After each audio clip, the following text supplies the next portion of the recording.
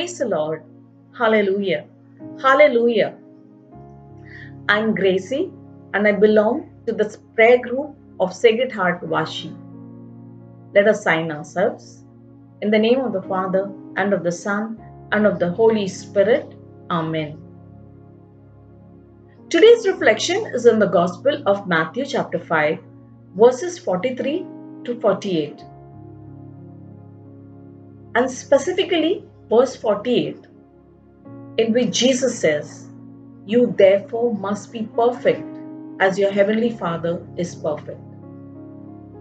The word perfect means having all the desirable qualities, being faultless, being without defect, that is, meeting all the requirements of an ideal person. But none of us are perfect. Then why would Jesus tell us to be perfect? Is he setting us up for failure? The actual translation of the Hebrew word which was used in scriptures is complete. So it has to do with an end, an aim, a goal, or a purpose. So what is Jesus trying to teach us in this particular passage? To understand this, we have to know the context. And today's passage comes from the Sermon on the Mount. Jesus has been clarifying for his hearers the true meaning behind some of the Old Testament teachings. He repeatedly said, "You have heard it said, but I say." You see, he wants to be sure that we know what it means to follow God faithfully and completely. In the Sermon on the Mount, Christ continues teaching how the believer's righteousness must surpass that of the Pharisees and teachers of the law in order to enter the kingdom of heaven. He has tackled 5 misinterpretations of the law where the religious leaders lowered God's standard: murder, adultery, divorce, oath, eye for an eye. This is the 6th and the final one, where Christ discusses love for our enemies. Jesus uses extremely strong language in today's gospel. He quotes the ancient law which says, "You shall love your neighbor and hate your enemy." But Jesus counters this law with his words, "But I say to you, love your enemies and pray for those who persecute you." This is something which many of us would find difficult, would find too idealistic or just downright meaningless. The Mosaic law commanded, "You shall love your neighbor," Leviticus 19:18. Yet some teachers in the days of Jesus added an opposite and evil misapplication: hate your enemies. According to the religious leaders, love your neighbor referred only to Jews, not to Gentiles, and certainly not to one's enemy. Their mentality was, there is no problem if a person hated his enemy. But Jesus rejects that teaching outright for his followers. He challenges his disciples and us to love everyone. Jesus reminds that all people are our neighbors, even our enemies. And if we need to truly fulfill this law, we must love, bless, do good, and pray for our enemies, not just only our friends. Jesus gives us living proof. You see, at the hour of his death, what did he preach? What did he say? Luke 23:34 tells us that Christ prayed on the cross, "Father, forgive them, for they don't know what they are doing." Jesus always called people to a very high standard of morality. And in today's gospel, Jesus sets a standard that we all know is just simply beyond us. He says we are to be perfect as our Heavenly Father is perfect.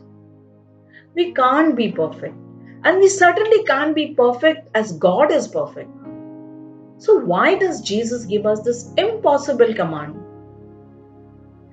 Firstly, perhaps Jesus is giving us the ultimate goal to be perfect as a way to get us to be the best possible people we can be from a spiritual and moral perspective. Of course, we will fail from time to time, but maybe we'll fail less often if we have as our goal the desire to be perfect rather than settling for a goal of being pretty good or good enough. Secondly, we need to rely on God's grace. See, our challenge is to be perfect, not just good. And if we are honest with ourselves, we will realize that the only way to get there or even reach close to perfection is through God's grace. We cannot do this through our own efforts. And as we strive to surrender each moment over to His will, we will get stronger, we will get holier, we will build habits that make each and every moment easier. And over time, these habits that we form will make us who we are and draw us into perfection that the Father wishes for us. In Matthew 19:21 to 22, when Jesus was telling the rich man to sell his possessions and give to the poor, He was showing him the path of salvation, which starts with getting rid of everything that might keep a person from following Him. And in today's gospel, loving our enemies is part of what it means to pursue holy perfection. It is a part of what it means to pursue God. I think even now, most of us are tempted to think that we cannot possibly love our neighbors. But I want to plead with you. Do not concede to the temptation to not love the way God has called us to love. Do not give in to sin. Fight for holiness, fight for godliness, fight for holy perfection, fight for love. Our bottom line today is loving our enemies makes us more like God and more like God wants us to be. Yes, loving our enemies makes us more like God and more like God wants us to be. It means if we choose to follow Christ, and because we do so, He will cover our sins and imperfections with death. He died on the cross. And in God's eyes, we will become every bit as perfect as Christ Himself is perfect.